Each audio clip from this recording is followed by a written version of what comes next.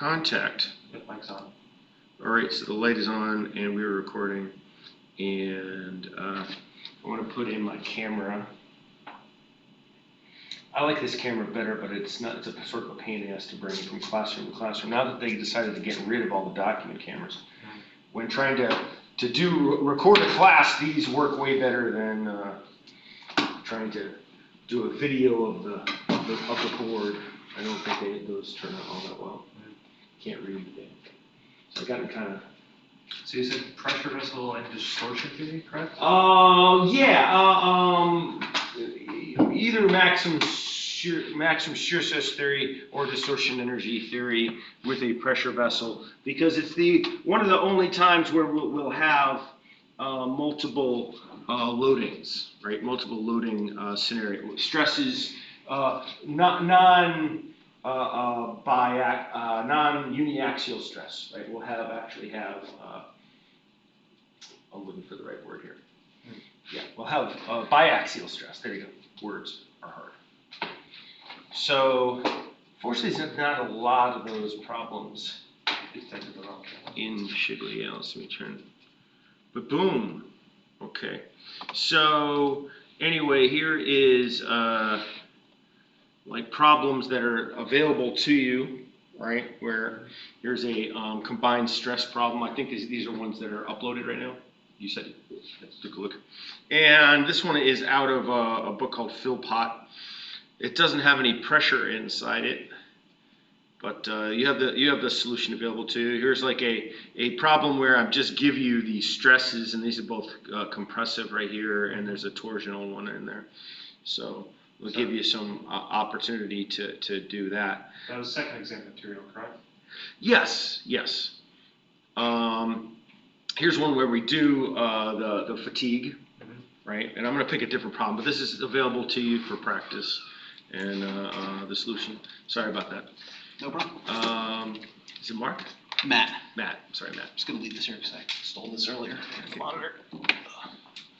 The shaft fatigue problem. So this is one. This is actually something out of Shigley, and so it's just a variation. And that's actually doesn't even have the solution; just has the spreadsheet that I make out of the thing. Here is this is just a fatigue problem. So you could expect to do an SN diagram thing to do stuff with it, but I don't. This is a weird one because I use it's a non-log log. It's a half log, a semi-log. This is called semi-log paper. Yeah, let me see. And this is, I'm not going to, I used to ask, but it's really just towards the end of the semester. So this was a minor's rule in Manson's method, and we're not going to do any exam. But this is a difficult, long problem right here, this guy right here. Because I do believe this is also a pressure vessel. So this would really test yourself to be able to find the von Mises. See, I actually probably would ask for the highest stress point instead of having specific stress points, but you could. It says don't neglect transverse stress. So in that case, you would ask probably at H and K. Of course, not within the same problem. This problem would probably take me an hour to do. So I don't think it's an exam-worthy question. But it does, it really pushes you, it really tests whether you know this stuff. Like, so I try to give two problems of every sort. Here's a fatigue problem with a stress concentration. Once again, some of these are a little too long for an exam, but this is sort of the basics. And then also another three-dimensional shaft problem. Right there. Another SN diagram problem, and here's a rain flow, and we will not be asking that. Right. All right, so I started going through Shigley and looking for problems that we might want to try here. The purchase order specifies the yield strength here using the distortion to determine the factor of safety if the pressure release valve is set for 500 psi. Right, so I'm not sure why they. So I haven't written out the solution for this yet. So we're going to try to do this live as part of this.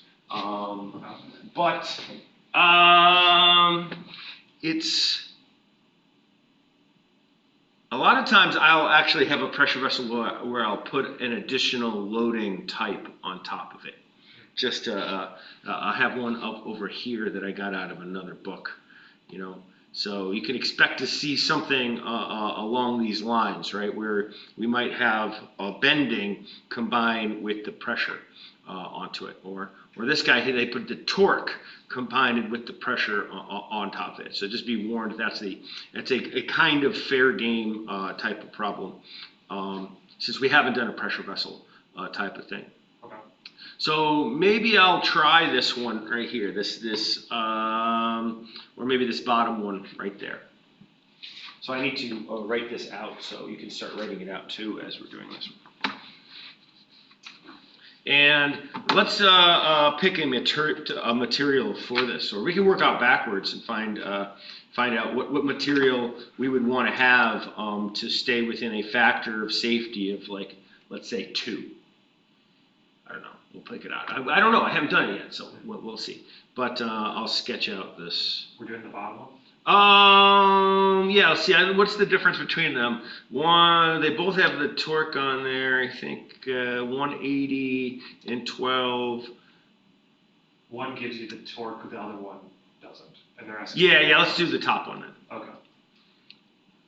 Yeah, I'd imagine you'd ask more of a maximum normal stress over the torque. Yeah.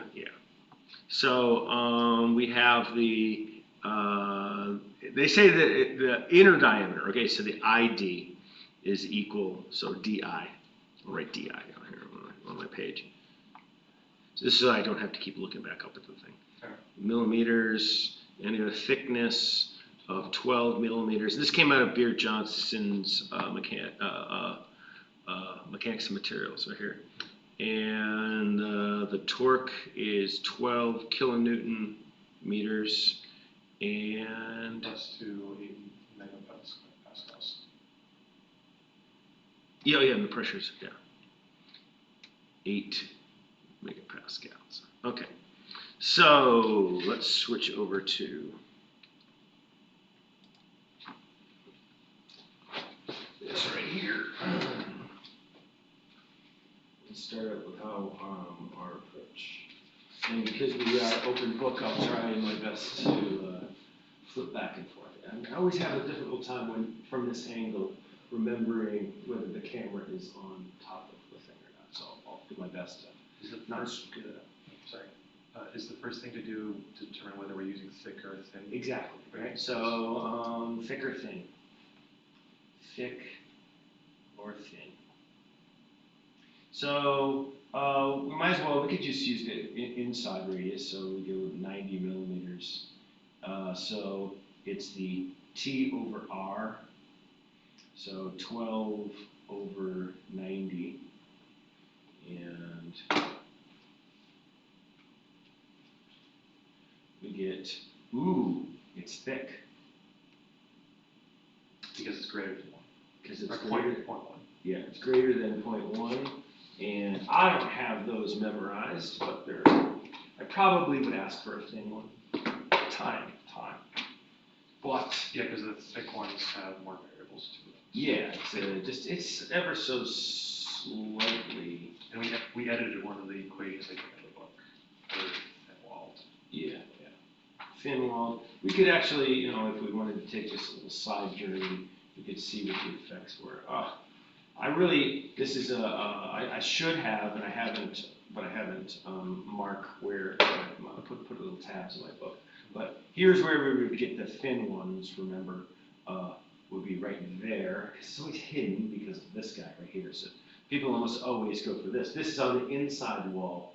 The truth be told, we would probably, there is a larger stress on the inside surface than there is on the outside surface with regards to the stress due to the pressure, but it's slightly less on the inside due to the torsion. So you could, in the real world, we might want to check both to see if the magnitude of the torsion was enough to make that the larger place where we would have the most amount.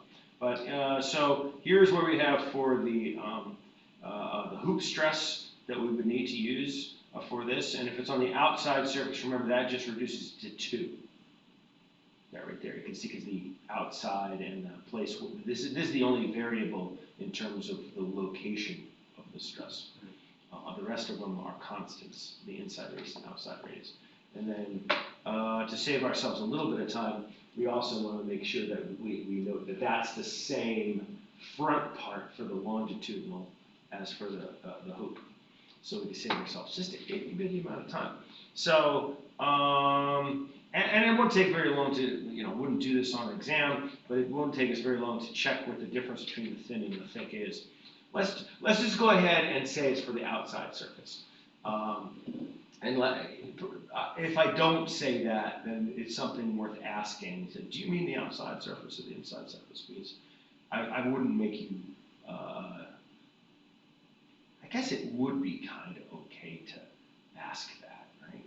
Or to have you need to know that, demonstrate that you knew that. So anyway, because of the nature of these, we don't have to turn them into meters because everything's going to cancel each other out, and we're just going to get megapascals as our answer in here, so we can save ourselves a little bit of hassle.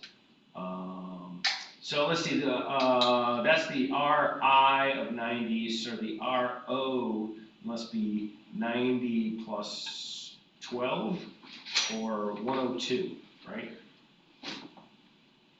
So the Ri, go 90 squared 8, and this is going to be Ro is the 102 squared minus the 90 squared, and we can just say that we know this is going to be 2.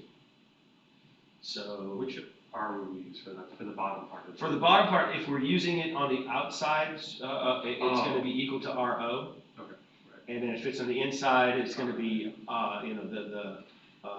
it would be 90. But then because of that, the inside's actually more than 2, and it's because it ends up being larger, which is also demonstrated on this graph right there, letting you know that the inside is larger than the outside. Okay.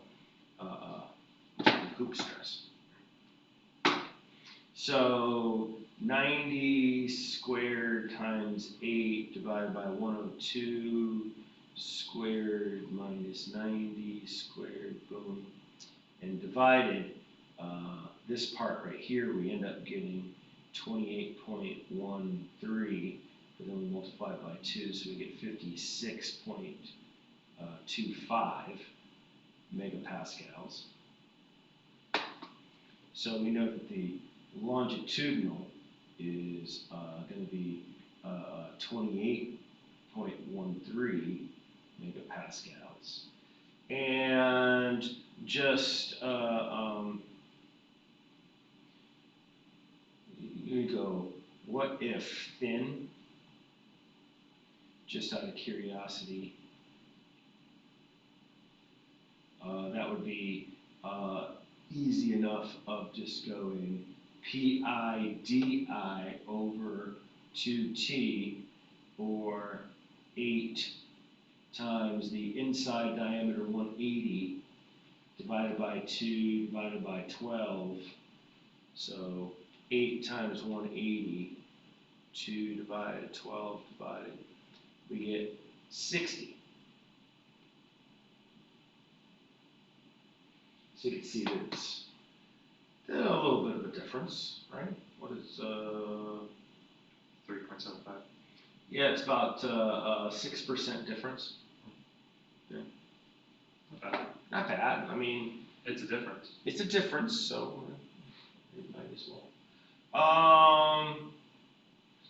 But these are the ones that we'll use right up there, and then we'll figure out what the torsion is. We need the J. That's probably the obnoxious part. So that's gonna be pi over 32, and then we go inside radius, outside radius fourth. So let's write that out. We go DO4 minus DI4.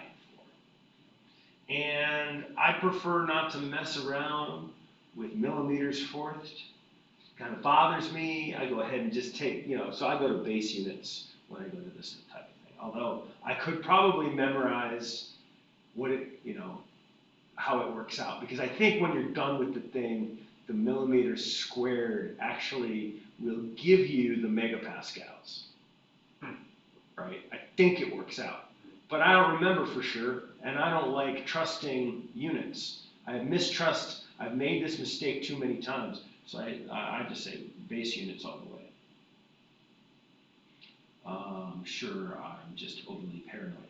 But the outside is 0.102 fourthed, and the inside is 0.09 fourthed. Did I get that right? No.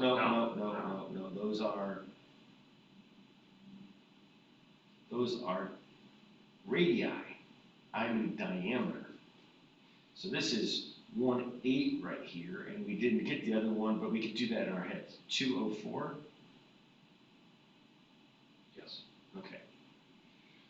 Numbers. He's converting it to millimeters there.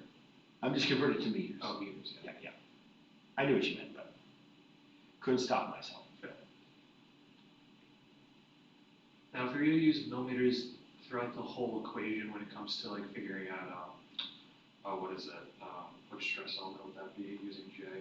Torque. Torsional stress. If you kept millimeters throughout the whole way, would it still give you the correct answer, or would it be off by a factor or something? See, that's the question in terms of the factor of something. I don't have it memorized, so I am like a nervous Nelly in trying to answer your question, because that's the reason. That's actually the reason why I stick with the base units, is because I can't, for some whatever reason, mental block, can't remember. But we couldn't work through the thing, right, where we go, tau is equal to TR over J. So if you had Newton meters times millimeters, right, divided by millimeters fourthed, right, you get bing, boom, turns to 3, but then there's a meter right there. So you'd be off by a factor. So you'd have to, it should be by like e to the negative 9, or e to the 9. Something like that. Don't like it. No. Don't like trying to get that figure. Yeah, so I just go to base, Okay. and then I know my answer is in newtons per meter squared. So now I can just turn those into megapascals. And that to me makes a lot more sense than attempting to double check myself on here. Fair. Okay. Makes sense. But when it comes to this one, then the reason why people, sometimes if they do this right here, right, if it's just an axial stress that you're looking at, you go newtons per millimeter squared right there. Then that millimeter squared is e to the 6. So you already have megapascals. Okay.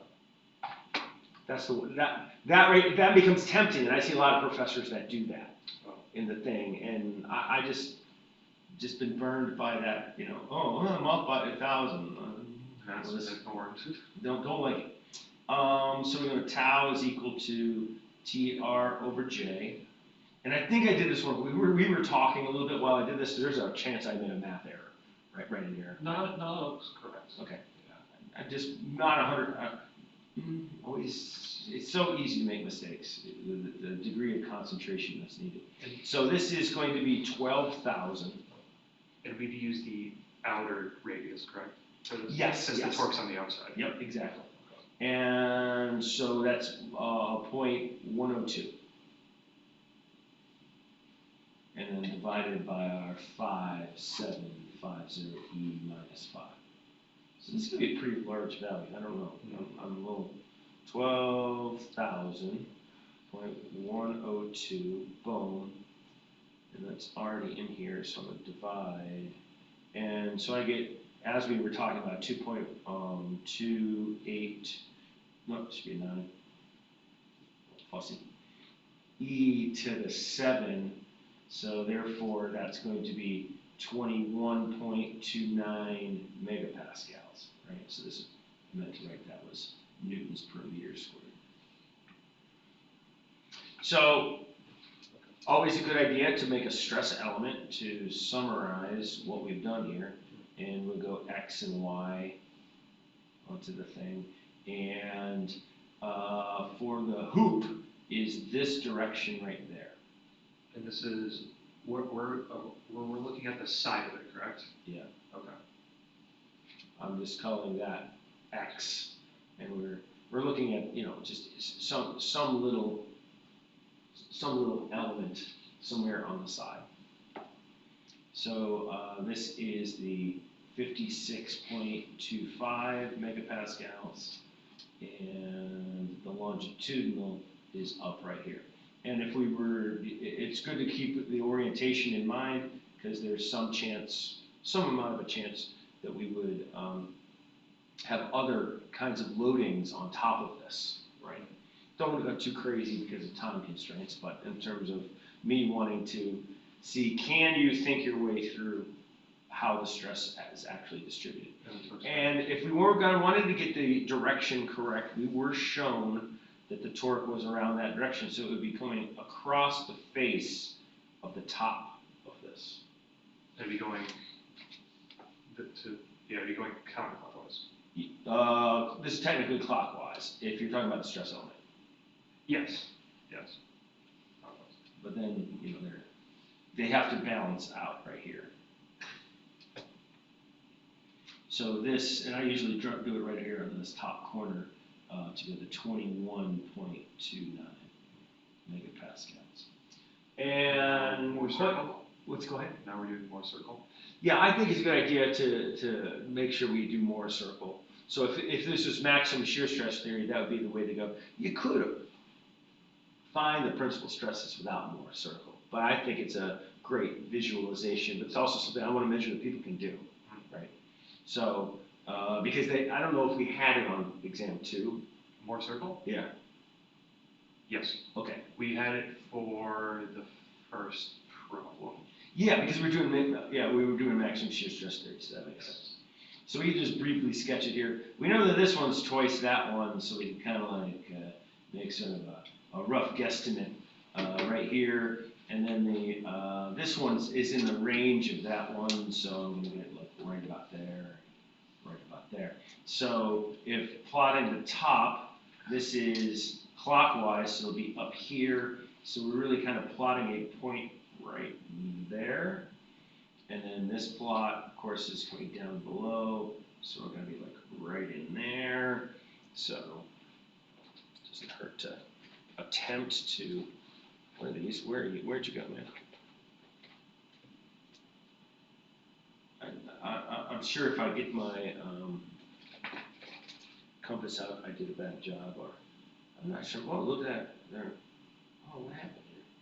The lead fall Worse, the little pointy thing fell out. I got a better one here. Well, no, maybe he doesn't work. I've always had bad luck with compasses. I don't know why.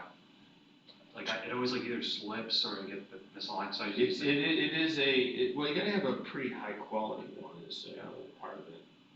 And just like old men are always complaining about things, they don't make them like they used to. Fair. Let's see if I did it right. See if I plotted this out right. Let's pretend that this is. Just move that point. That's what we'll do. We'll just move them to right there. Something like that. I don't know. I'm cheating. It doesn't matter, but it kind of matters. Oops. And I do that all the time. Miss the thing. Yep. Hard to get the same spot. Okay. Let's pretend we did it right. So anyway, there's sigma 1, and this is sigma 2. And because this is an outside surface, there's got to be one that's 0. And if we wanted to go crazy, this right here, we could probably. What is sigma 3 represent again? Sigma 3 is really the face that's coming out at you on the page of a cube. Oh, like if you're looking at the stress element, it's coming at you. Yes. Okay. And it's 0 because it's not visible to us. It's 0 because there's nothing that's pushing up against it, right? There's nothing on the outside surface applying pressure to it. Oh, Oh, okay. So like when you do an inside, see both of my circles suck. Yeah, so when you do an inside surface of a pressure vessel, you will have a compressive one. So the sigma 3 is actually going to be like right there. And that's due to the compressiveness of the material? Of the pressure. Oh. Inside pressure onto the surface. Like, okay, so if okay, so just so I can expose it, let's say I put one over here, right? That's going to be the spot of this. Then here's the hoop, here's the longitudinal, but here's the pressure on the inside surface due to the air or whatever we have coming onto the thing. So, and because there's no shear going on this face, at least not in this direction, there or in that direction right there, right? So when looking at a stress element, this stress element from this direction, you don't see shear stress. Yeah. Right. We don't have to do any additional more circle part of that thing, but it makes the smaller more circle of this have a negative, have right over to here a negative, and the big one. Okay. Is there ever, I forget if we talked about this in class, is there ever a point where we have 3 positive principal stresses? Okay, so if we were in a vacuum. Right, because it's pulled. Yeah. But the problem with that is now the hoop is going to be compressive. Yeah. Okay. And then the longitudinal might be compressive. Okay. But there might be, if you were to find some really complicated piece of equipment and you were to go, and I don't know this to be 100% true, but you might be able to find on the inside the thing, if you, okay, oh, I gotcha. Let's say that for whatever reason, you were drawing and quartering. you imagine how you remember how they would draw and quarter people? Yeah. You know what I'm talking about? Yeah. Where they had a horse and a rope and pulling in every direction? Well, what if you could do that in 3 dimensions? Yeah, if you had some device and you had an eye hook on it, on all 3 things, all 6 sides, let's say, and you were pulling it in every direction, then yes, that little stress element has tension in all sides, right? But at the corners it'd be compressive. No, because it wouldn't want to pull in inside of itself. I think maybe you're thinking of like maybe because of no.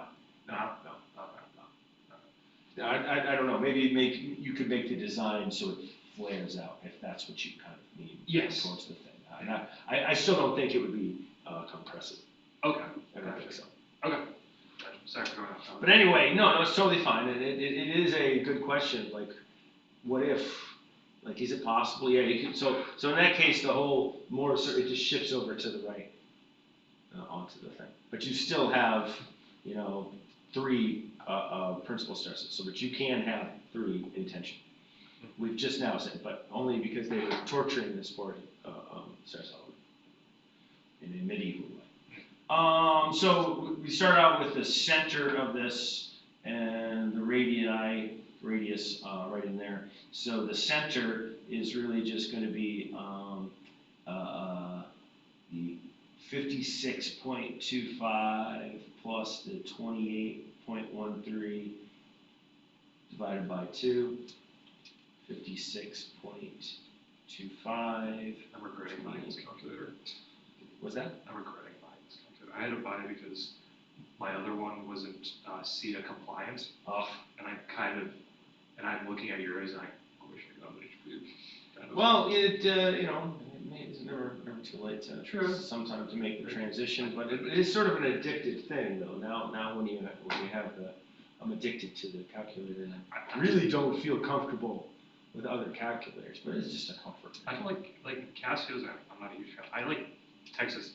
That's just what I've always used. Yeah. I just never got used to writing a long equation out, equation string.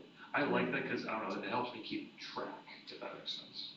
Whatever it helps you not make mistakes is probably the best way to do You it. just have to know how to use parentheses on the Texas. Yeah, yeah. For this, find the radius right here. What we can do is take the center minus the bigger one, or minus the smaller one, right? So I take a 42.19 Squared? minus the 28.13 and square that, and then square the shear, 21.29 squared. You can see because I need to, oops, yeah, right here, because that guy right there at that spot is the 28.13. Okay. And then this is the center, so that's why I'm subtracting, because I just want that length right there in that square. So 28.13 minus square, and then the 21.29 square, add square root, boom. We get 25.51, and therefore sigma 1 is going to be equal to C plus R, or 42.19 plus 25.51. So 42.19 plus, so you get 67.70 megapascal. And right now we could actually get our abs max, because it's just going to be 1/2 of that, right? Because remember that the tau abs max is sigma 1 minus sigma 3 divided by 2. And sigma 3 is 0. The sigma 3 is 0, and really the idea is we want the radius of the big circle, so that this is ends up being the diameter of the big circle, because he's over here. Let's just continue on. What is that? I think it was, could be a comment, or boom, boom, or might be asking if we're still there. Are we still there? We're still here. Yes, I'm still here.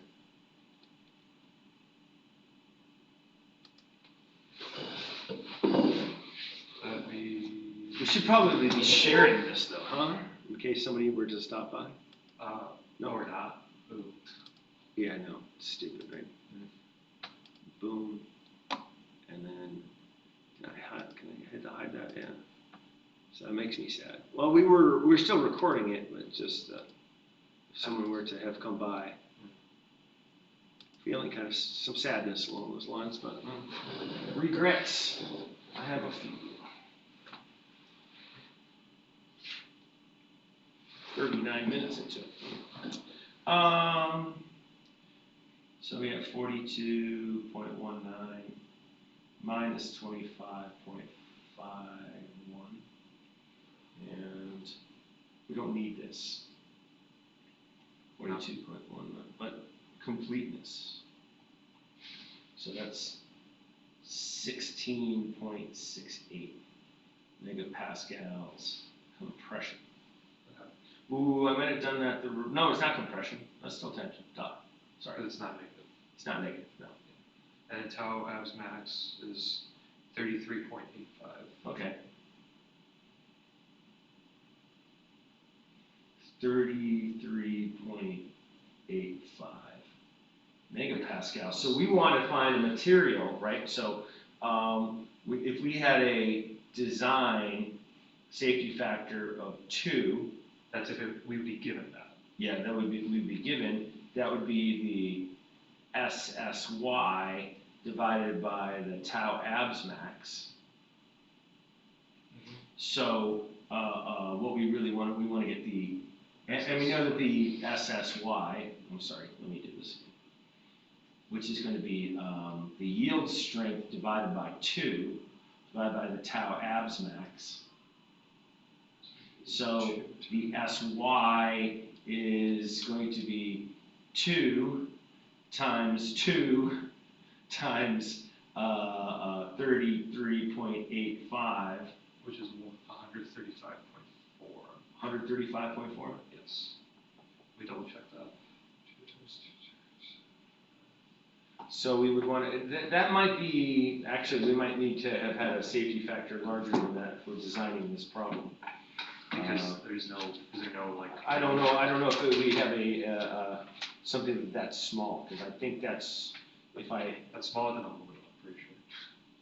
yeah, most, well, no, the yield, yeah, for the worst steel right here, they have 170 yield Wow, strength. really? So we're probably pretty good. Don't know if we have any other materials listed in Shigley that are smaller. Yeah. This is yield strength we're looking for? Yeah, that'd be yield strength. Siri, give me a material that has a yield strength of 135.4. Yeah. It could be. I mean, it could be made out of glass, so it could be really small. It's showing that there's titanium that's that weak. Really? It's the fracture toughness of 3 Ti alloys. Oh, fracture toughness though. So why'd you give me fracture? No, that's just a paper. Yeah. Anyway, that was we were just trying to find something where it was maximum shear stress theory, but you get the idea. So let's pick up another type of problem. Can we do? This is an MST or DET problem? This we invented a problem for this, right? So yeah. Oh right, because that's where we got the equation. Because I didn't have any out of Shigley where they don't have a lot of pressure vessel problems in Shigley, unfortunately. Let's do a fatigue thing. I was thinking this problem right in here, or I was thinking I had this problem. Ooh. So we have problem 631 says to use this width of 2.5. I'd like to have one where I estimate the life, right? Is it either of these say estimate the life? Because this one right here does. This one has predict the life at least right here. Estimate the number of cycles to failure. So this one's going back and forth completely, but this one is just by the nature of the problem. I don't know if it is. So let's go ahead and use modified Goodman. Let's do this problem right here if you don't. Now this one's a little better maybe.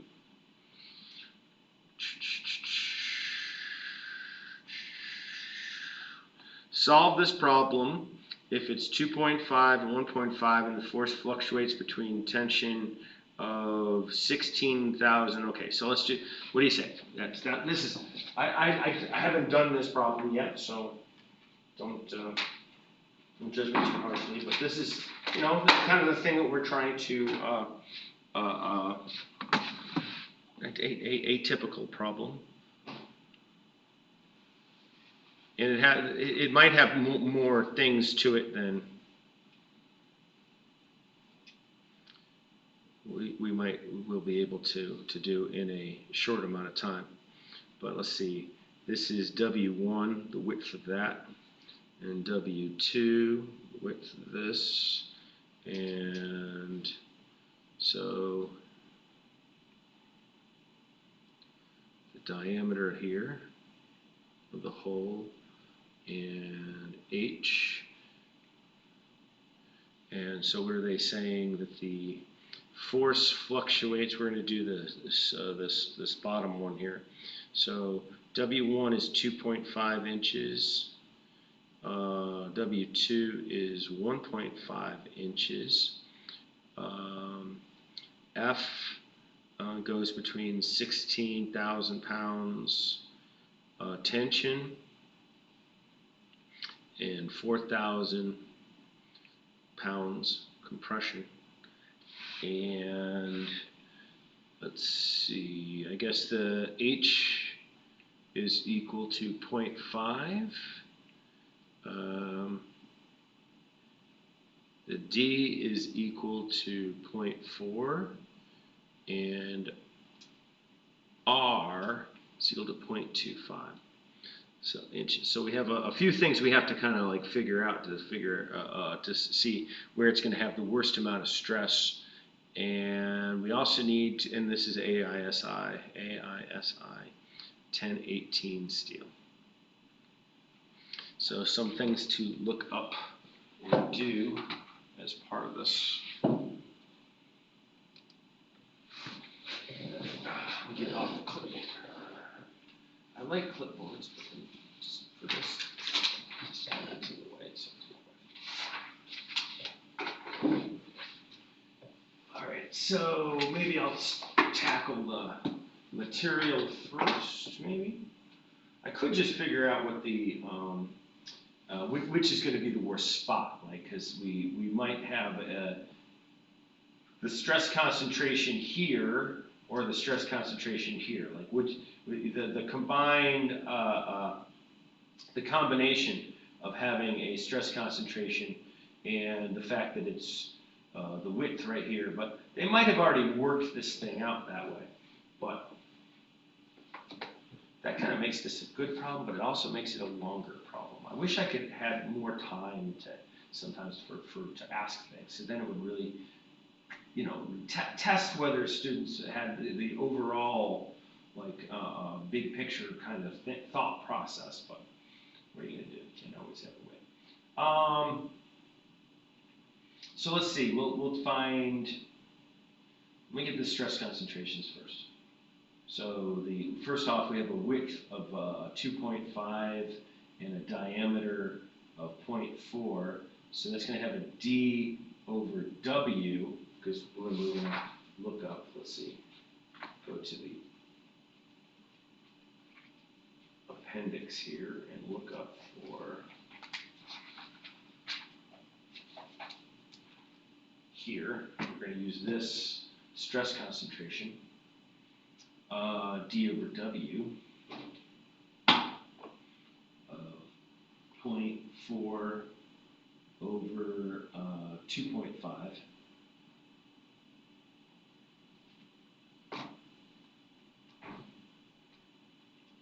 So 0.16. So the KT for that is approximately 0.16, so here's 0.15, so we're going to have just a little bit over here, and here's 2.5. I don't want to belabor it too much here, but I'm going to say that it's 2.55. What do you think? You know, we're at 0.16, and so it's not in the center here, it's just a little bit over. And right here is 2.5, so I don't know, 2.5. If I had more time, I'd get it closer. On the other hand, the area to use, right in here, the area is going to be the thickness, which they're calling H for some reason, 0.5 times that width of 2.5 minus the diameter of 0.4. So that's 0.5, 2.5, 0.4 minus times. So, did I do that right? 1.05, and these are all inches. So let me do it again. 2.5 minus 0.4 times 0.5. Yep. And then for the other location over here, we're going to get an R over, let's see, that should be this guy right here. We need both the R over D, and we need a D over D. But then, of course, that's going to be W2 over W1 or whatever, the other way around, W1 over W. So let me start out with that one first. I'll go with the big D. So the D over D is actually W1 over W2 for this, or 2.5 over 1.5 1.667. And then the R over D is technically going to be R over W2, or the 0.25 divided by 1.5. 0.25. So you get 0.16667. So do our best when it comes to that one. And here we have to kind of, I don't like extrapolating. We can't interpolate because we only go up to 1.5. But we'll do our best is to kind of guesstimate how much further past this line it's going to be. And we got 1.66. This is 1.5 and, excuse me, 0.15, and this is 0.175 right in there. So if I had to, I'd point to like right around there. We okay with that? Yes. And so that's like, this is 1.8, this is 2, so this would be 1.9 would be halfway in between this one and this one. And it's not quite up to there, so call it 1.85. I don't know. I'm not gonna go crazy, Rick, but so KT is approximately 1.85. And then the area that you would use is going to be the thickness now, but times this width right there, which is 1.5. So I believe that's, this is stupid, I'm still doing it, but it's 0.75, yeah. I know. So we still don't know between these two because this one is larger, but this is larger, and then that's smaller, and that's smaller though, right? So you could take stress max at, I don't know, we call this A, and you call that B right there. So this guy right up here was A, and right here is for B, and so for A, the maximum stress, this is going to be, let's call it KT F max over A is, where'd you go, buddy? 2.55,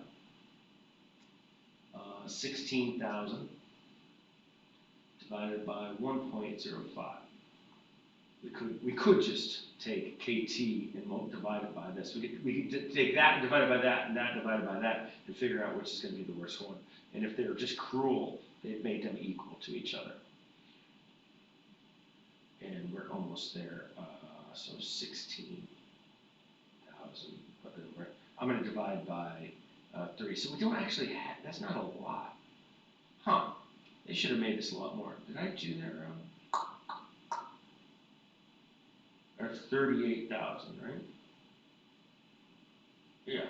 All right, so 38.86 KSI. And we can go min here. We don't have to do min. We should actually probably check that. Go F min.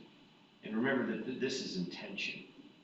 And that this one is 2.55 times 4,000.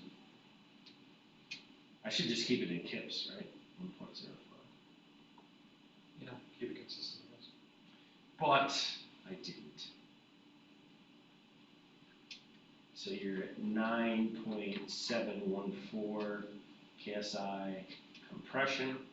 And then you go for B. We don't have to go much further if we find that this is a smaller number.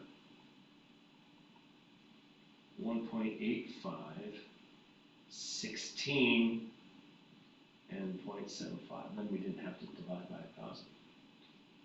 5, 16 times 0.75. Oh, look at that, almost the same. Son of, you know, because remember we were guesstimating what that thing was. Oh, this should be in fatigue. I made a mistake. Should be in fatigue. That KT, we shouldn't use that KT, we should change it to KF.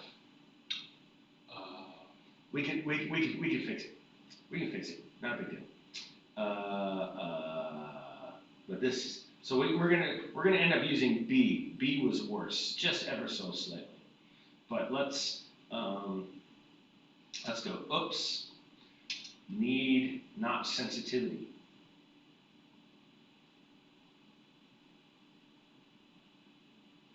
And I encourage you not to erase on an exam.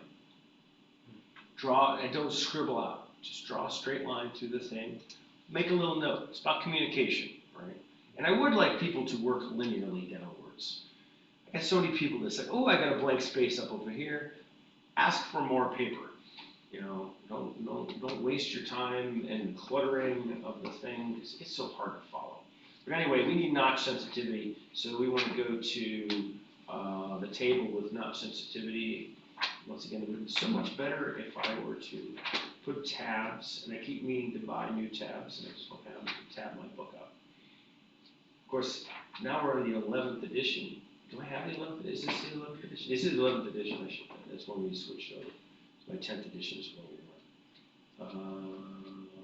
So I think, yeah, we were before that.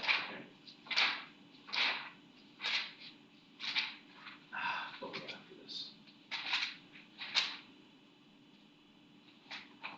Okay. Flip it around. There you go. No, that's not it. There you go. Here's what we need. Don't use the equation. Use the graph. This is the one that we have here for notch radius in our both cases, whether it's the hole or here, we're at 0.25, right? Because the diameter is here's at 0.2, and this is at 0.25. So we're going to use the 0.25, which is off of the graph. But if you read the graph, you'll see that it's somewhere in the context, or maybe even in here somewhere, it says for larger notch radii, use the value of Q that's for 0.16 right there, right? And then we need to look up our 1018. So I'll put a thumb in this and find out what 1018's ultimate strength is going to be. So 1018, oh, what did they say? I don't remember. Did they say it was hard? I didn't write down. Was that hard? Was it hard, cold drawn, or hard? I think it was cold drawn ASI. Yeah, cold drawn AISI. Yeah, cold drawn. Should have looked that up. So what do we have here? We have 1018 cold drawn. So 64. So I'll write that down. Ultimate.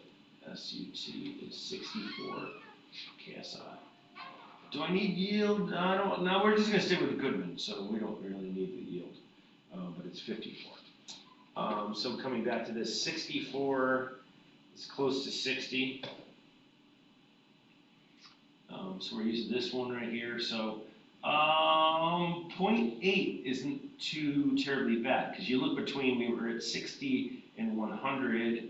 So we're definitely pretty close to that 60 line. So I think a Q of approximately 0.8 is good enough. And so for our KT is going to be 1 plus Q times, not KT, KF, I'm sorry, KF. KT minus 1. So 1 plus, and we decided that this guy at B was the worst case. So 1.85 or I forgot to put the cube in there. I'm gonna squeeze it in. 0.8. There you go. Not a great job, but that's 0.85 times 0.8 plus 1, so it's going to be 1.68. Now we could go ahead and do this. Go to sigma max is going to be 1.68 times our 16 divided by 0.75.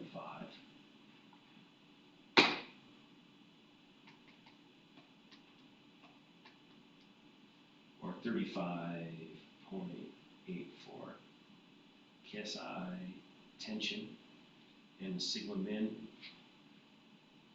1.68 was 16 divided by 0.75.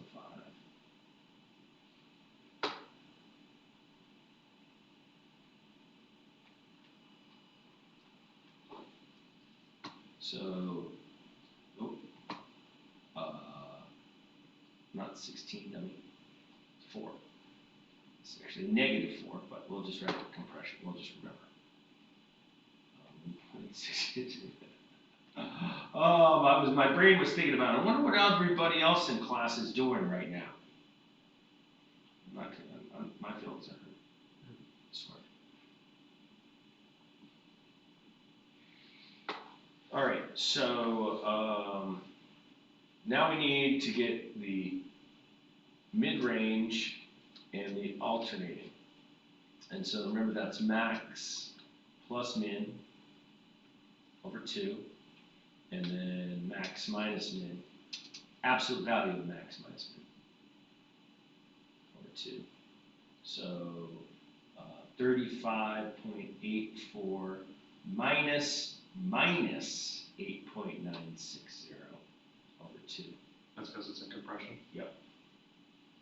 And 35, well, not minus, that's plus, I'm sorry, I was jumping the gun. This is the mid-range, and this is the plus. This is the one I was jumping ahead. Still thinking about where everybody else is.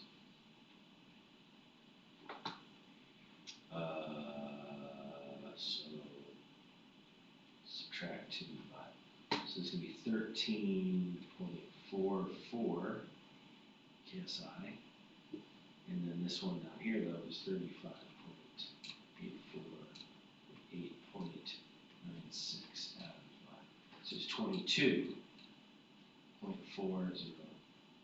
KSI. And now, before we go any further, we really start to have to address material. So we go SE is equal to KA, KB, KC, KD, KE, A, B, C, D, E, and we won't go do the F because it gets confusing with the fatigue stress concentration. KA, we have to kind of look at the wording of this. It says it's cold drawn. Didn't say anything else beyond that. It didn't say anything special code words like it was machined or what, or ground or anything along those lines. So we're going to stick with the fact that it's cold drawn. And this is different in different book versions of the book. Don't even fly away from me. So we come up to KA, and cold drawn is one of our choices. So we're going to have 2 is our value for A, and our value for B is negative 0.217.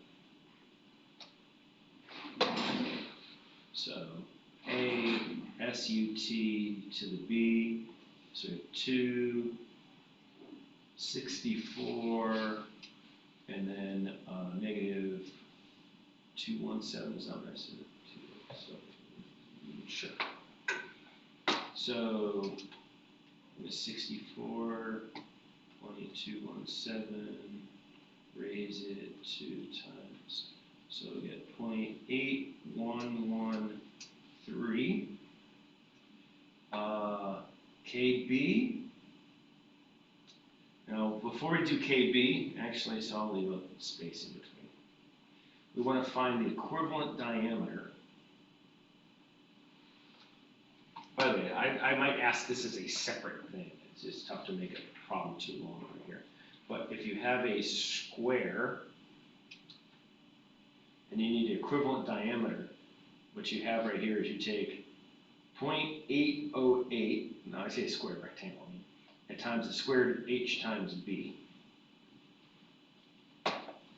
So that's 0.808 square root of hb, 0.808, and for the one that we're looking at right here, we have, well, I guess we make square roots. Square root of h is the width, 1.5, and the thickness will be 0.5. So the equivalent diameter, 1.5, 0.5, 7.75. Square root, and then 0.808 times it. So we get basically 0.76998.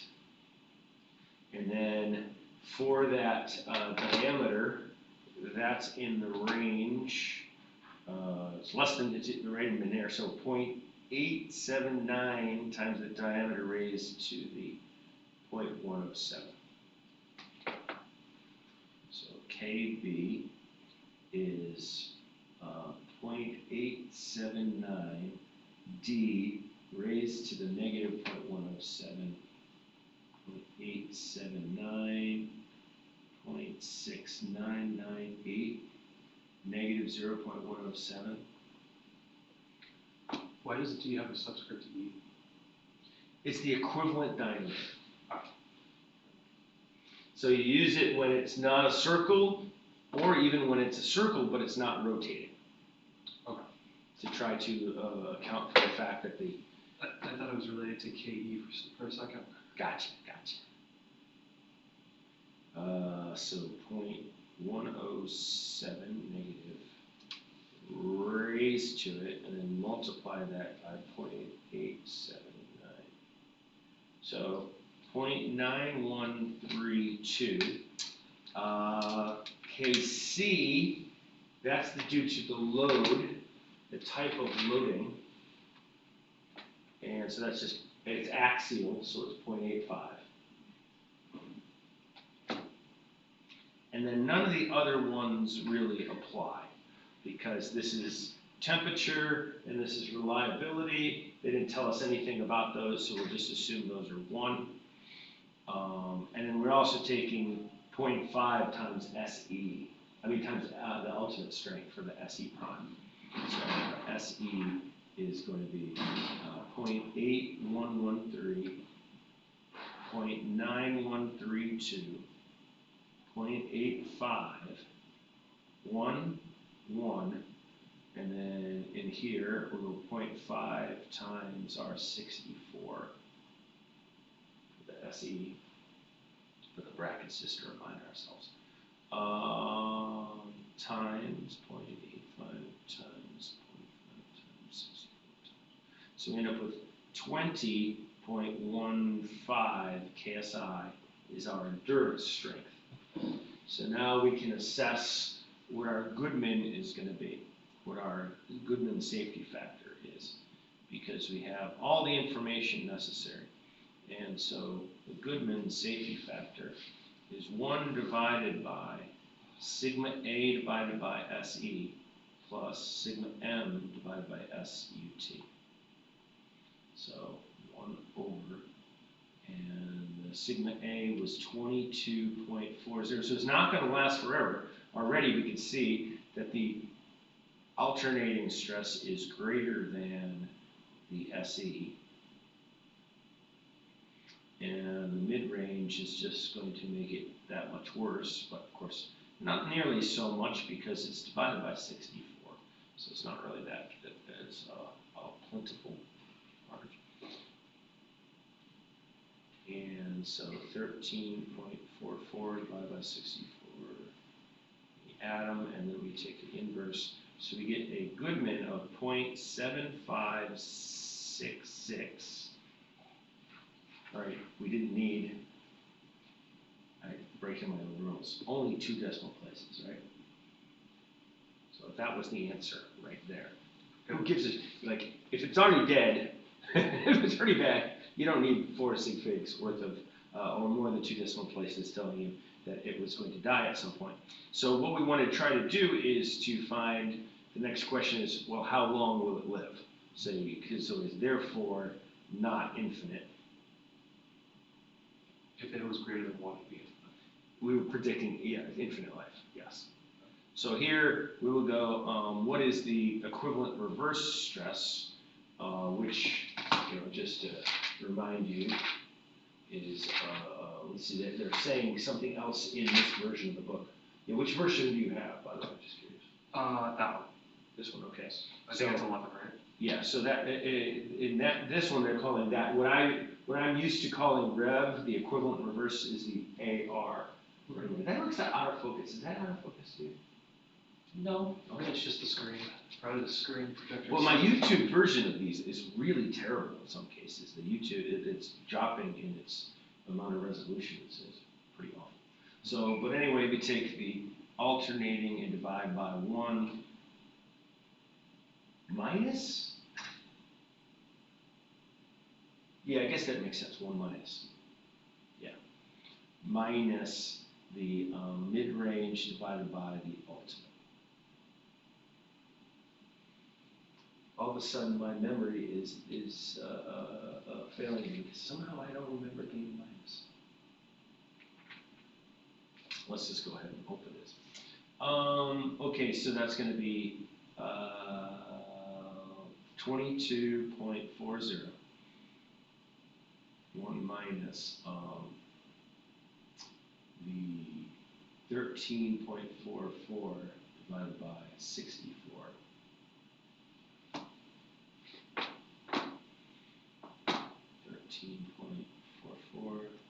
64 minus 1.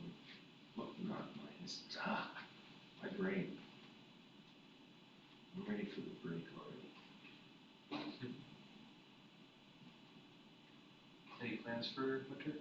I'm gonna write a bunch of dynamics problems. I'm gonna revamp that class. Are you going to be teaching fluid mechanics again? I don't know. Would it be be good because I put a lot of effort into it. It would feel like kind of a waste to do it, but I don't know. Maybe I'll just share it with whoever's going to teach it. But probably because our class size is getting smaller. So the only reason why I was teaching because ME370 got canceled, but nobody signed up for it. Do classes rarely fill once you get to junior level, correct? It's really just because the class size has been getting smaller, but I think it's going to recover at some point because we had a really I think coming next year is going to be the worst, and then we're going to get larger. It's because I'm pretty sure it's because of COVID. Yeah, oh yeah. It's also we really have been dwindling because New York started giving free college to in-state people, and so we start to lose a lot of population. At least that's the theory. I don't know. So here is what the equivalent thing is. We need to also get the for the SN diagram, right? So by the way, this is something I like. I'm a graphical guy, right? So I might ask you to show me this right here, what this means graphically. The rev? The equivalent using Goodman, right? So, on a graph, you would go, here's the endurance strength, here's the ultimate strength on a sigma M, sigma A type of thing, and we're plotting out somewhere. Let me see, the sigma A is larger than the sigma M, so something up to there might be the point that we've just plotted out from here and right there, right? Mm-hmm. The sigma A being a larger value than this right here. Here is the line that we would have generated from that, but the one that we just did from this, the graphical interpretation of it is, of course I picked a terrible point, so it's going to come up right there. That's the thing. But this right there, that's the sigma rev that we just calculated, right? That we we drew a line through here and we saw, well, okay, what is the equivalent alternating stress, right? So we've graphed it onto the alternating axis right here. And what is the area in the triangle mean? Does it mean anything? The area doesn't really mean anything. This is really a boundary kind of idea. Oh, it's a boundary. Like, yeah. So like, you know, graphically, like right here, we call that the load line. And the fact that this was outside, like if it was underneath this, we would have expected this Goodman to be greater than 1. And we would have said that the ratio of where the length is here. But because it's outside, we'd expect it to be less than 1, as we have right here. And we could even, if we graph the thing correctly, we could confirm this or get pretty close to it by taking the ratio of this length divided by that length, right in there, would have given us this ratio. Okay. Right, so it's really sort of an envelope kind of boundary type of thing. And then I also, you know, so when we started fatigue, I said there were 2 really important graphs. This is one of them. The other one, of course, is the SN diagram, where we have, you know, 1,000 here, 1E3, and, you know, 1E6 right in there, and this right here is SE, and then, of course, that line right there, where this is ultimate strength, and that guy right there is F times ultimate strength. And so the line that's graphed right in there is going to be A times N raised to the B. So I might ask you to like plot this thing out to try to find boom, boom, just you know, to demonstrate that you understand, you know, that this isn't just an equation, it's the, you know, this idea behind it.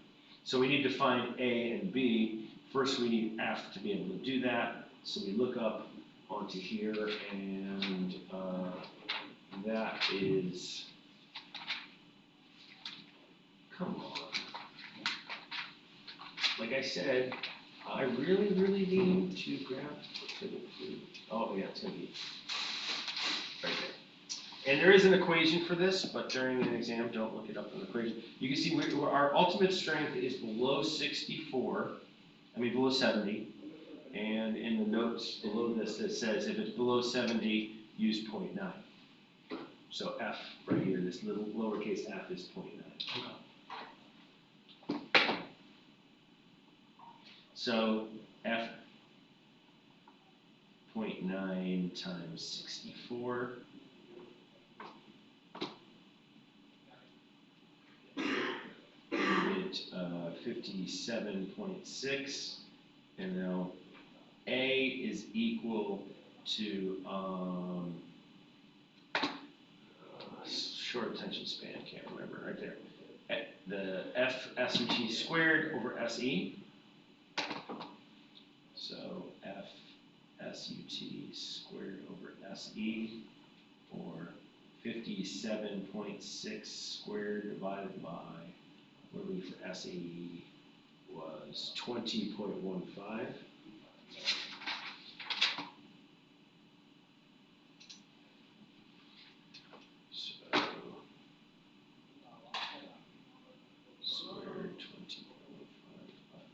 So 164.7, and then B was equal to -1/3 log of SUT, F SUT over SE. So -1/3 log F SUT over SE.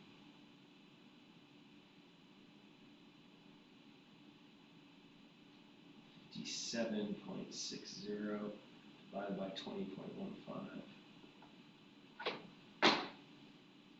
57.6, 20.15. Take that log base 10, which should be 3, divided by 3. So you need a -0.1521. And therefore we could find the N is going to be sigma rev divided by A over 1 minus 1 divided by B. Excuse me.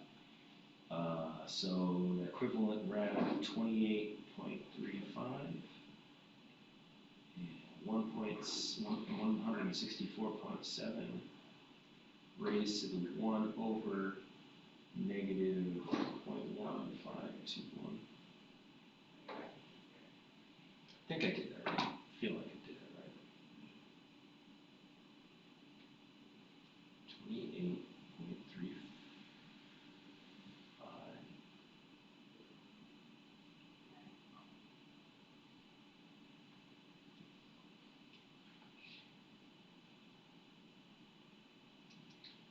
105,880 cycles, but don't answer that way. Answer as 110,000 cycles. Whee! There's a long problem. I'm assuming it's going to be a shorter one. Try my best, but I like that whole soup to nuts kind of thing. So I'll try to figure out a way to measure the thing out, but I would emphasize that I did a lot of talking during the thing. But it's still, yeah, that was a longer problem than, but I think it has a lot of good aspects to it. I usually take the exam myself and try, if I consider it to be a problem that for you is a half hour, I try to see if I could do it in 15 minutes. So try to use a factor of 2 on top of it. All right, so Safety factor of 2, if you will. this is my safety factor. Exactly right. Yes, exactly. Safety factor. Safety. All about the safety. All right. So let's see.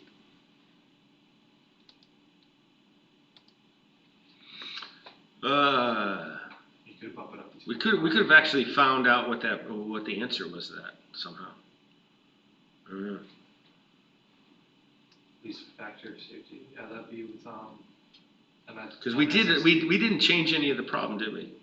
No. So let's see. Let's pause it for a second, because right, we're back here. So yeah, they have 0.8. We have 0.8113. Well, let's see. How about the other one? 0.9132 is what we had for KB. Oh. You know what? I messed up. I guess I forgot. Axial. For axial stuff, KB is equal to 1. I'm sorry. So we're going to be off by quite a bit then.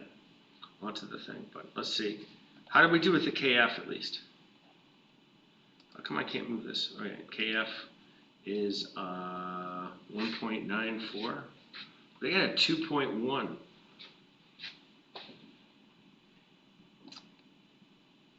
Oh, they did. Okay, so there was a difference between the whole, right? So for the whole, what did boy, we're off by quite a bit when it comes to the stress concentration. I don't know what I did wrong. I had 2.55, and they had 2.1.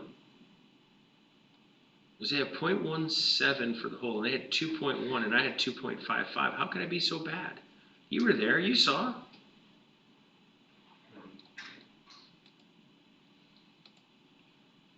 Did they use the same dimensions? I think so. Right? 1.66. All right, no, this is for the fillet, and they had for the fillet they had 2.1. We decided that it was 1.85. So how are we off by so much? 1.66 and 1. This is what we had. We were 1.667 and 1 point right here. So how come I am off by so much?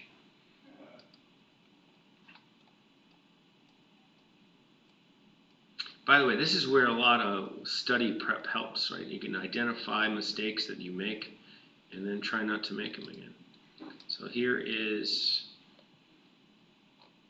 the fillet, and I must have made some type of,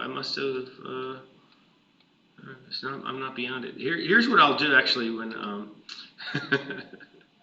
it's not a cheating method, it's just, it helps me to try to, get the number, avoid making mistakes right here. So here is where I think it should be.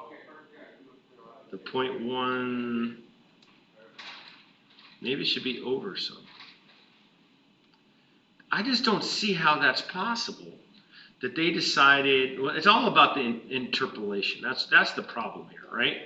It's because we were at 1.5 and we're trying to decide how much you want to interpolate above this.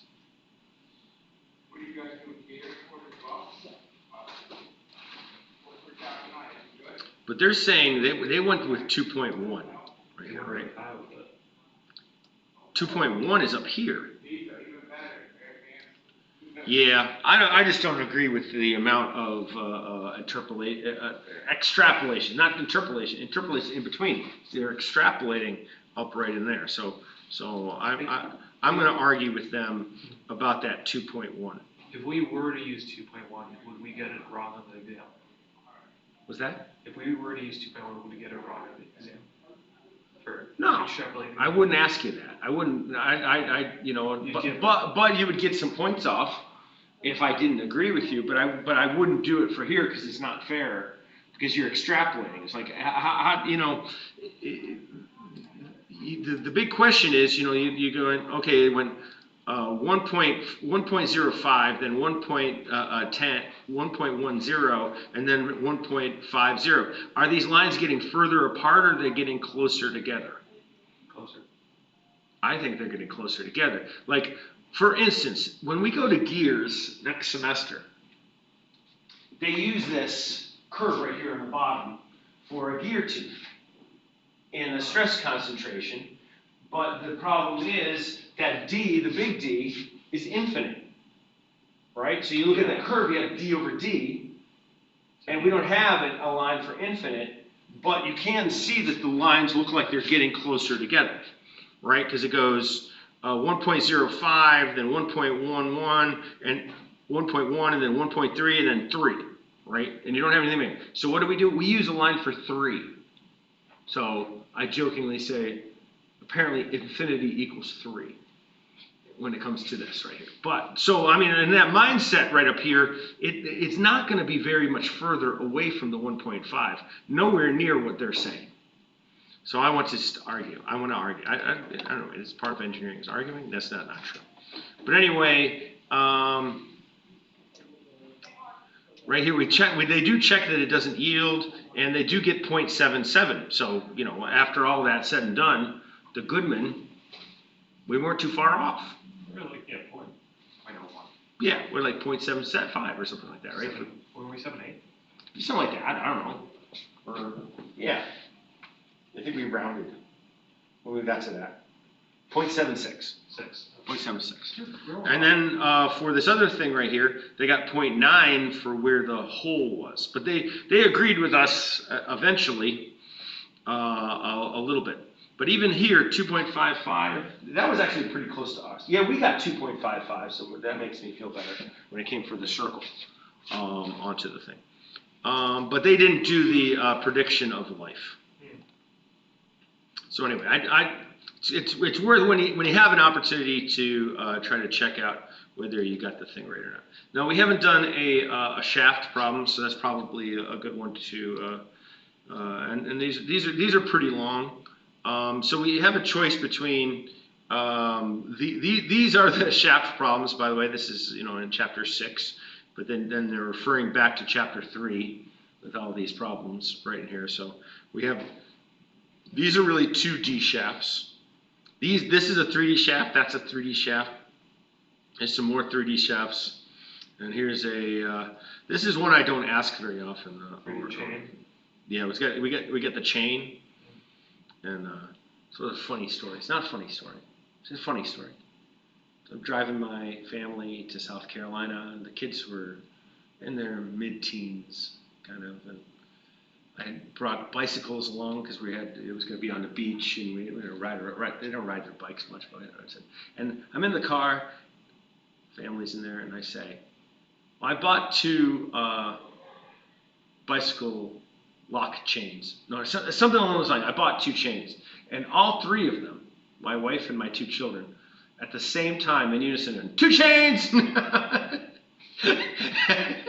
And I'm like, what the hell? I didn't even know who that was. So every time he comes on TV or there's something with 2 chains, because I think he's on a show that's like on I don't know, E or something, like Most Fabulous or something like that. Most Expensivest or something. Yeah, he's not talked about as much anymore. I don't know, but yeah, I saw him on TV the other day. 2 chain. So, I don't know. It's funny. Was that because I saw that 2 chain? Sorry, I digressed. 2 chain. Anyway, which problem do you want to do? There's also a door handle. And you do door handle. So look at all the problems with this one door handle. Like, see all that? See how many times that they asked this door handle problem? They only have 1 door handle. I try to invent all kinds of different door handles, but they only have this door handle and that door handle. Although they do have this door handle. But it's not really a door handle because you look at this. Those F's, they equal each other. So it doesn't really do bending. No, just torsion. Are we going to have a door handle? Yes. Always a door handle. Okay. There are 2 problems in this class. 3. Door handles, 3D shafts, and pressure vessels. Right. It's just we're adding material onto them. Yeah, we just do stuff to it. But in real life, that's kind of for mechanical engineers. There's cantilever problems, simply supported problems, pressure vessels. Can we do one of the shaft problems? Yeah. So which one? What do you want? Let's Your choice. We have 6 right here. Okay. Go back one. One more. There we go. The one on the left, one on the right. The one on the right, because I don't think we've ever done one with the support in the. With a little bit of cantilever onto the thing. Yeah, I don't think we've done that. Okay. So this counter shaft with 2 V driven. I always hate this when they don't give you the tensions on every one, and they say 15% on the tight side. It's always a pain in the ass, but that's all right. We will endeavor to persevere, which is a reference to the Outlaw Josie Wales. You ever watch the Outlaw Josie Wales? Clint Eastwood movie. I know of it. I've never seen it though. He meets a Native American in the woods when he's on the run, and he kind of tags along for the rest of the movie. But when they first meet, he tells the story of how he was his tribe was tricked into surrendering. Wow. And he meets with some government official, and that government official gets his picture taken with them and says, and he gives them the advice, endeavor to persevere. And so we thought about that phrase, endeavor to persevere. And we went back to our tribe and we considered to endeavor to persevere. And then we declared war on them. It was like that. Wow. Like that matter of factness of like, endeavor to persevere. Whenever I hear those 2 words, I just think of the space shuttle. Ooh. Endeavor, perseverance. Oh, yeah. That's the only, other than that movie, that's like the only other time I've ever like heard those 2 words together. And in that same scene, he goes, do you have anything to eat? All I got is this piece of hard rock candy. But if it ain't for eating, it's just for looking through. Wow. I love that movie. I don't know why. T1, T2. There's a lot of movies that people don't talk about. It's got Sandra Lock in it. I don't like Sandra Lock. No? I think it was her first movie with Clint Eastwood, but then there was like every movie had to have Sandra Lock in it for the next how many years. All right, so I wrote out the problem. That's what this is such exciting video. This is coming from this. You get to hear all these great things. It's being captured for posterity. Millions of people will watch this. It's not true. I don't think I'd have a video with more than like 200 views. But I have a lot of videos. Listen, after a few years, they'll get up there. Maybe. We could aspire. All right, so our first thing is, what they said that the loose was 15% of tight. So maybe that's the first guy to go with the loads. Let's see how fast we can do this, because what do we have, like a half hour left? Oh, we got 20 minutes left. That's not enough for this problem. Anyway, so we'll do our best to see if we can have this. All right, so this one is T1, and this is T2, and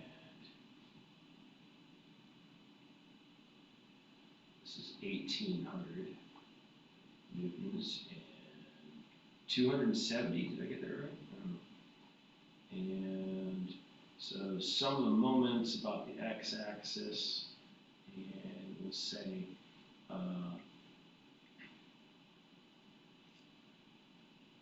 we're not quite sure. I guess I can guess which way, right? So 1800 Is the tight side. is going to create a counterclockwise rotation.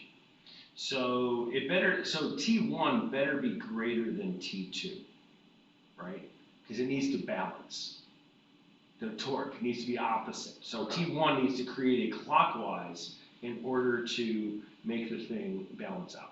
So I'm going to say that T1 is greater than T2. That's my guess. So therefore, T2 is equal to 0.15 T1. Make sense? Mm-hmm. Okay. So actually, I just have a quick question. So for the moments, 1800 is obviously the tighter side, correct? For this one, yeah. Yes. So that means the shaft isn't in motion, correct? The shaft is in motion, but it's in equilibrium. It's not accelerating. It's running at a constant velocity. Okay. So as long as it's running at a constant velocity, the moments have to equal zero. And from the information we can we figure out which way it's actually turning, or can it go? Well, no, we could, it's definitely going to turn counterclockwise from the perspective of looking down this way. Okay. Okay. That makes sense. There you go. But it's just going to be balanced out. Okay. If you're looking down from this way, it'd be obviously it'd be working clockwise, but that's because the perspective of it. Unless they match. Okay, so let me think if I'm doing this right. So I'll go. I'll do a little bit of a easier thing. 1800 minus 270 times, and we could actually use the diameter if we wanted to. And it wouldn't matter because we're going to divide both of them. But I'll put it in there. And then minus, and then I'll go T1 minus 0.15 T1. Right, because that's going to be for this, and then that's the diameter 250 divided by 2 equals 0. Didn't fit onto the check careful job. This half parentheses didn't even need to be there. But anyway, equals 0. So we can say that T1, let's see, do the math. So 1800 270 minus, so 200 times it, and then divide 125, and then divide by 0.85. Hopefully. So I think I get 2,880, and these are newtons, and therefore T2 is 0.15 times it.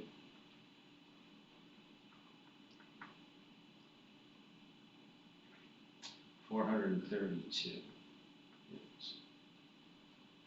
And then while we're looking down the axis of this, it'd be good to find out what the torque is between the two things. So here we have the 2880 newtons and the 432 newtons. But that's going to go this way, so the torque that's hidden, and remember we're looking in between the two shafts. We can't see torque unless we cut the shaft in between it. So some of the moments about the X again. And I don't like the fact they use T, because T means torque to me. So I always use F's, except for when it's reaction, I use R's. Makes sense. Anyway, we'll go ahead, and because it is torque, so we have torque, and then it's going to be minus, and then I'll go ahead and do the 2880 minus our 432, and then, but then I will use the 0.250 over 2. So I can get torque in Newton meters. 28.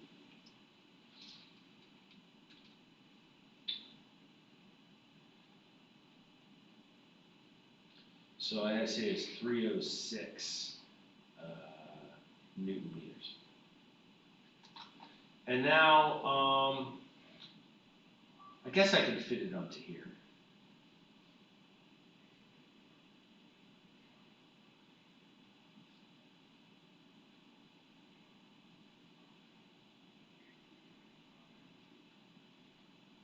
You're not gonna have to make two separate graphs, correct? No, because they're going the same. Everything's in the same plane. Yeah. So we'll be able to go X and Y right in here. If one of those belts are like say tensioned, I guess in the Z direction, then you need to. Yes, yeah. Yeah. And so for, we're going to remember there's a, the bearing in this case is like right there. That's right? support. And the supports. And those are both going up. Well, you don't quite know. I think we have a teeter-totter situation here where we have the total force that's coming up right there is going to be the 28. We could write the thing out. 2880 plus the 432. All right, so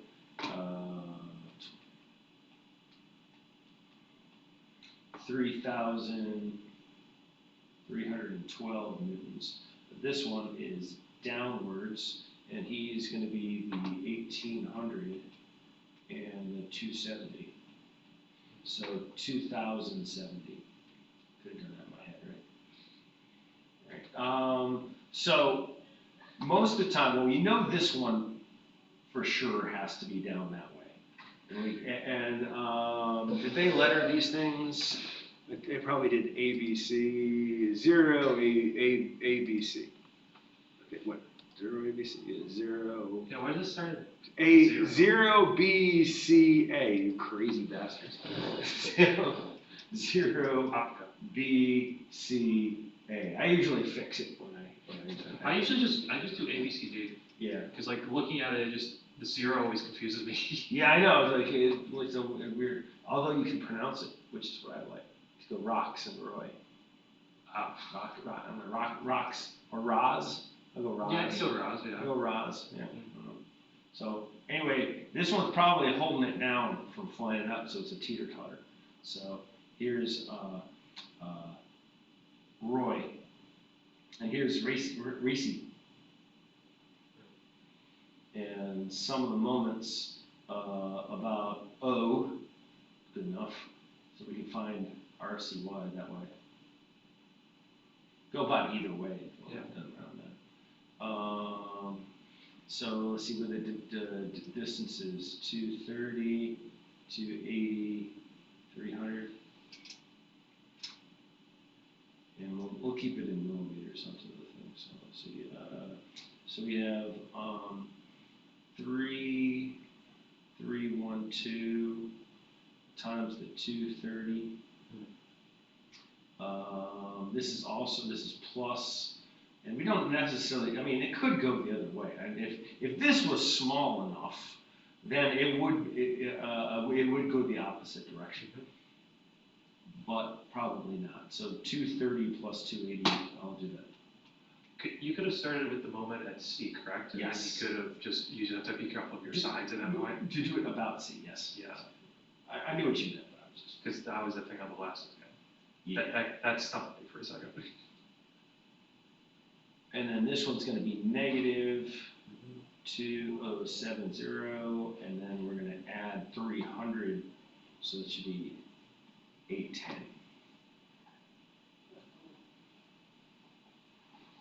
So, VC. How are we doing? We got 12 minutes. We can go over. Yeah, we can go over it. Yeah. 3, 3, 1, 2, 2, 3, 0 times, and then we got 2, 0, 7, 0, 8, 10 times. We gotta be careful. I don't want to subtract that. Okay, good. And then 5, 10. So I'm saying that there's going to be 1,794 newtons. This is the summation of forces in the y direction. And so now I'm going to go, I'm predicting this is downwards. Plus 3, 3, 1, 2. Plus 1794 minus 2070 equals 0. So 3, 3, 1, 2 added to that last one. Let's subtract out 2070. And we're predicting that Roy is 3,036 newtons. So let's see if I left myself enough room here in my shear moment diagram. We'll go crazy with it. This is going to go downwards, so negative 3,036. Almost, well, it's almost is to 0. And it goes all, no, it goes like to this right here, so this is very small. Doesn't change it much. So what's that, 3, 3, 1, 2. So just barely 276. And then it's gonna go upwards by adding, well, it better be 3,000, so we're gonna add 1794 added to that, yep. It'd be 2007. Yep, it better be 2007, yep. And it is. But it's just, this is always a good thing to double check that you got the statics right, but I mean, this wasn't too bad right there. This is also a good thing to check right here. Of course, we don't have that. And so this is gonna diminish it a little bit to there. And then the rest of it should diminish it right to there. Because this is positive, this should be negative right down there. So we can go 3,036 times 0.23. Whoop, 0.23. So we should get 698.2. And we can go the other direction, 2070 times 0.3. So we should get 621. And then we could double check our moments by going 276 times 0.28. And then it ends up being 77.28, but if I added that to the one that I just had, yes, it should come up. So we can double check what our thing was, and we got those work out. And there's a lot of loads going on right there. But the next thing to do here is to get the stresses based on this torque and this moment. So we've decided that the worst case is over here next to B. It's actually just to the inside over here, right? This is where we're going to have the high stress. So for the bending, And I don't think the problem said anything about, I have to look back at the problem here in a second, because we want to see what material they said to use. But I don't think the problem said anything about a stress concentration, but there might have been one. Let's look here in a second. But first, we can just use a simple equation. We can jump to the equation if we want to, right? We're sophisticated now that we know that MC over I can also be done with a 32M over pi d cubed, right? Yes. And this is for axial? No, this is for bending. Bending, right. Bending. No, there's no axial because there's no pull. there's no way, yeah, nothing in line with the axis of the thing. So 698.2, and this, we should actually probably written out that these are Newton meters right there. These. Wow. I'm tired, you can tell by just how sloppy I am. Right. So pi, and then the diameter they said was 30 millimeters. So 0.03 cubed. Just realize how much force that is. But it's Yeah, it should be Newton meters. So 32 times pi divide 0.03, 3 raised to it, divided, and so we get 263.4 megapascals, because I got to the 8, so yeah, that'd just be in pascals. yeah, just at pascals, yeah. Okay. And then the shear, TR over J, but we could also do the thing where you go 16T over pi d cubed as well. And we've already calculated T, correct? Yes, because we did it up here. Right, yeah, we did it using the FBD. Yeah. Torsional shear, it doesn't have to be, but I almost always find it to be pretty significantly smaller than the bending. Yeah. I don't know if I can create a problem where it's the other way around, but maybe I could. For a shaft? Yeah. Well, the reason why there's less torsional shear is because it's in motion, no? It's twisting. It's the body's moving. But it's also the dimensions. So I guess maybe if I made the shaft shorter. Made it shorter and yeah, if you made it shorter. Made it shorter is probably the way to go. You could also just not have it spin. Have it like attached to a wall. That way there'd be a lot That's of very torsional true, shear. yeah. But then that just becomes like a doorknob that can't move. Yeah, we're always dealing with the silly door hands. 0.033. Whoa, nope, made a mistake. 0.6. The 16, Jesus. No, that was too big. 0.033. 3. Oh, to the 7. Okay, so 57.72. Let's see. We're gonna see back to the problem again. They said up here to use the 10-8 cold draw 1018 again, right? Because we were doing problem This one. 69 Yep, 69. right there. So that's 69, and we want to Minimum factor of safety for fatigue based on intermittent life using Goodman. modify Goodman. Okay, and they didn't say anything about shaft stress concentration. So 1018. That's the same thing we were just using for the other problem. Was it? But it was in KSI. Yeah. Son of a. It's never easy. This is how they get you. All right, so, and I just lost my. No, I think I'm okay. 1018 cold drawn. So ultimate strength 390. That's 1050.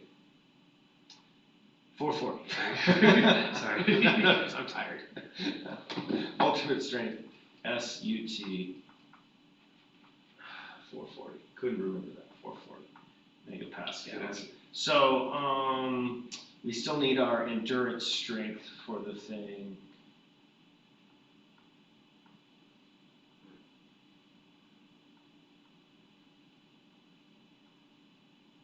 Well, we could just do it. We had such bad luck with this last time. Messed that thing up left and right. All kinds of points off my exam. Nah, there weren't that many things wrong. So we just have to do the KA and the KB. So we had here is 3.04 and still the 0.217. So KA, ASUT, B, so 3.04, 440 raised to the negative 0.207217.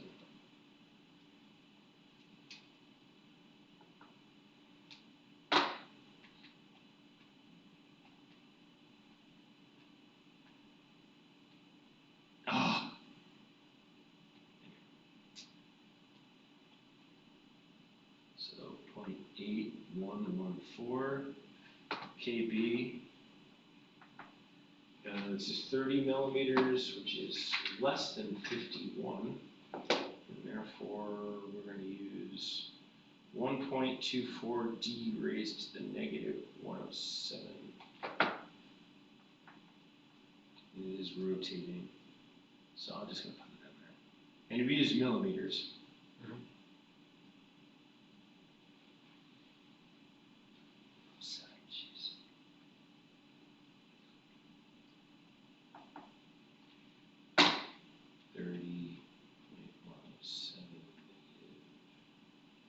raised 0.8617. So our SE is 0.8114, 0.8617, 1, 1, 1. Yep.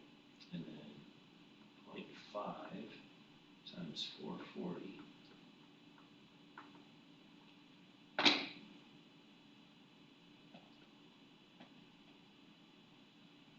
And we get 153.8 megapascals.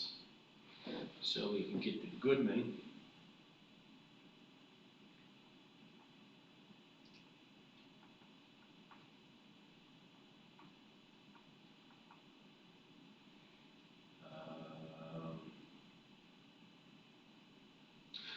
We need to, before we go any further, we need to use distortion energy theory.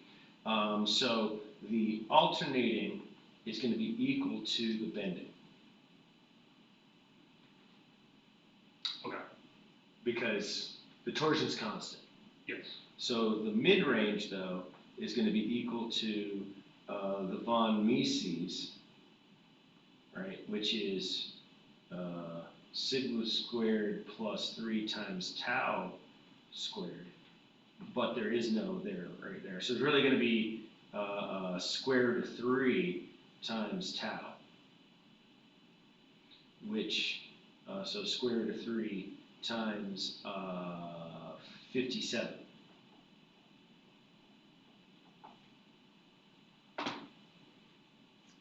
So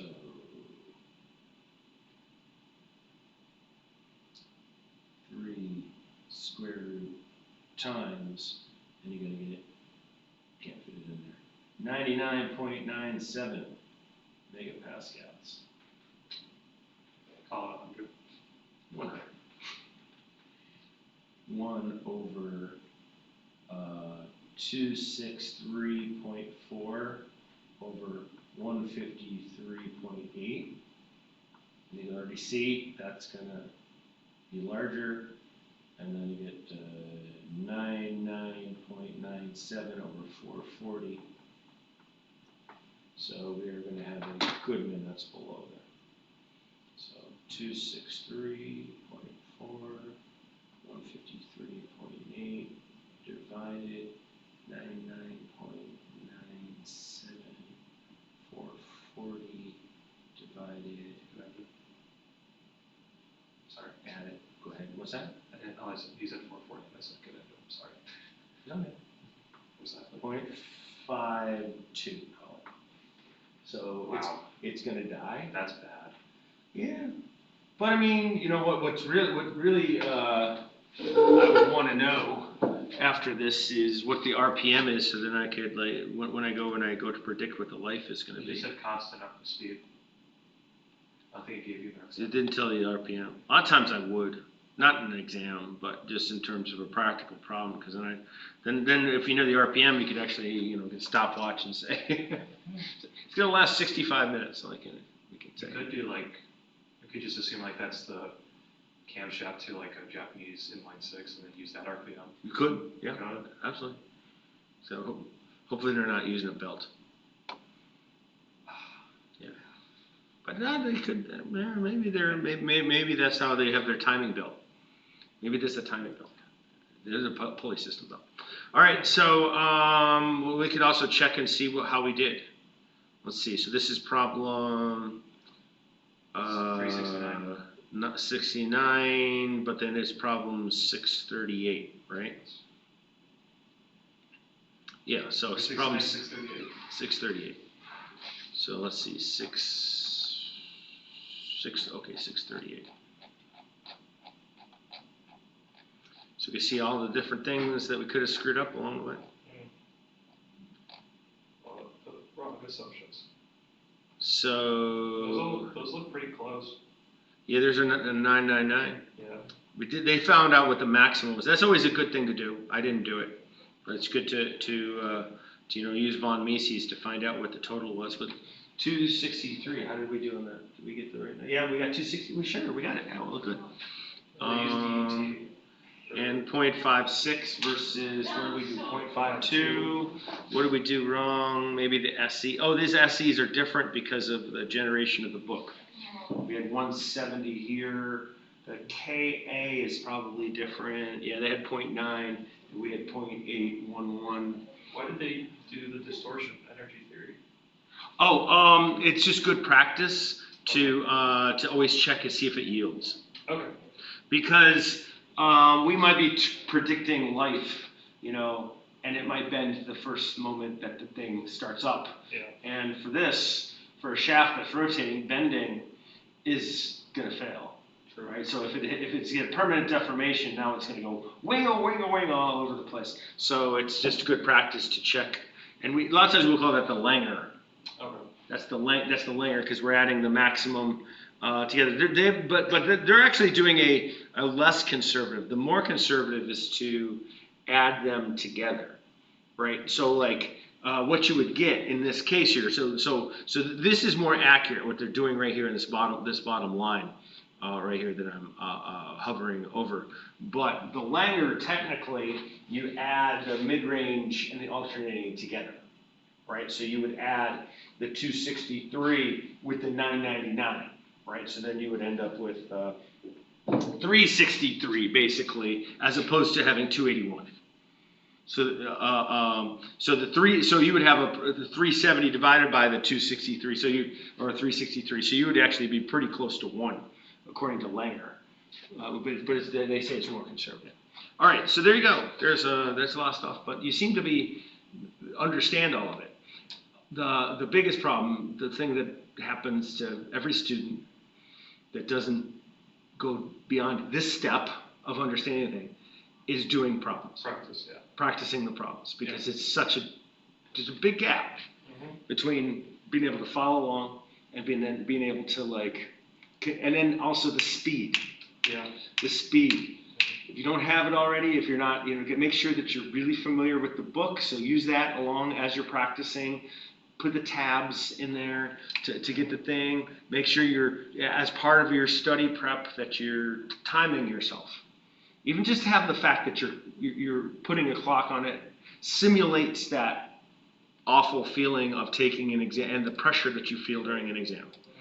And you'll do great if you follow those things. I don't think you have to, you already seem to have, pretty broad understanding of everything that's going on there. So you don't have to spend hours and hours to prepare and do really well. So we can stop this now here. 2 hour mark, look at that, exactly 2 hours according to this. So apparently we screwed around for 8 minutes before we started recording. So goodbye, big world. All those people that have been watching this years from now.